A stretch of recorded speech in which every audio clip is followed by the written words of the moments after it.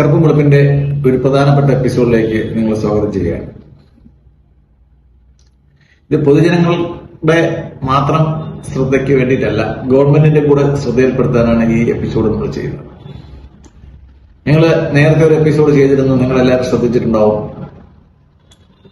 അമേരിക്കയിലോട്ട് പോകുന്ന കുട്ടികളുടെ, വിദ്യാർത്ഥികളുടെ സോഷ്യൽ മീഡിയ അക്കൗണ്ട് അവിടുത്തെ ഗവൺമെന്റ് വിസ പ്രോസസ് ചെയ്യുന്നതിന്റെ ഭാഗമായിട്ട് പരിശോധിക്കുന്നു.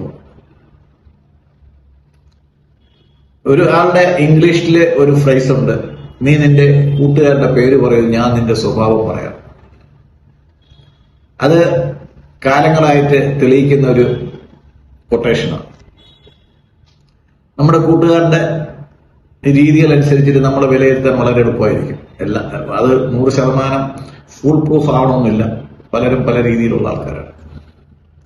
ഇപ്പൊ ഞാനിവിടെ പറഞ്ഞു വരുന്നത്, ഇന്ത്യയിൽ പഠിക്കുന്ന ഒരുപാട് വിദ്യാർത്ഥികളുണ്ട്, വിദേശ വിദ്യാർത്ഥികൾ.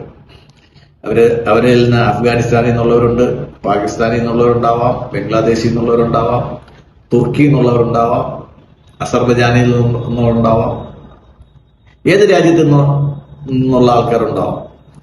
ഈവൻ ചാരപ്രവൃത്തിയെ പറ്റി പറയുമ്പോഴത്തേക്ക് നമ്മളെ സുഹൃത്ത് രാജ്യങ്ങളെന്ന് പരസ്പരം വിശ്വസിക്കുന്ന രാജ്യങ്ങൾ പോലും പരസ്പരം വിവരങ്ങൾ ശേഖരിക്കാറുണ്ട്. ഒരു പീസ് ടൈമിലാണ് വിവരങ്ങൾ ശേഖരിക്കുന്നത്. ഈ വിവരങ്ങളെല്ലാം വാർ ടൈമിൽ അവർക്ക് ഉപയോഗിക്കാൻ വേണ്ടിയിട്ടാണ് അവർ ശേഖരിക്കുന്നത്. ലൈബ്രറിയിൽ വെക്കാനല്ല വിവരങ്ങൾ അവർ ശേഖരിക്കുന്നത് നമ്മൾ മനസ്സിലാക്കണം. സുഹൃത്ത് രാജ്യങ്ങൾ അമേരിക്കയും ഇംഗ്ലണ്ടും പോലും പരസ്പരം അങ്ങോട്ടും ഇങ്ങോട്ടും അവരുടെ CIA ഇംഗ്ലണ്ടിൽ വർക്ക് ചെയ്യുന്നുണ്ട്, അവരുടെ MI5 US-ലും വർക്ക് ചെയ്യുന്നു. അപ്പൊ വിവരങ്ങൾ എല്ലാവർക്കും പ്രധാനപ്പെട്ട, data is gold or more than gold. Data പലർക്കും പലയിടത്തുനിന്നും പോകുന്നു. ഈ കാര്യം പാക്ചാരന്മാരെ സൂക്ഷിക്കുക എന്നുള്ള ഒരു എപ്പിസോഡിൽ ഞാൻ വളരെ വ്യക്തമായിട്ട് ഓപ്പറേഷൻ സിന്ദൂർ കഴിഞ്ഞ ഉടനെ തന്നെ ഞാൻ ഇട്ടിട്ടുണ്ടായിരുന്നു. അതിനുശേഷം ഇന്ത്യ ഗവൺമെന്റ് നടത്തിയ റെയ്ഡിൽ ഏകദേശം 25ഓളം ചാരന്മാരെ നമ്മൾ അറസ്റ്റ് ചെയ്തിട്ടുണ്ട് കഴിഞ്ഞ ഒരു 2 ആഴ്ചക്കിടെ. ഇത് വളരെ വളരെ ഒരു വലിയ സംഖ്യയാണ്.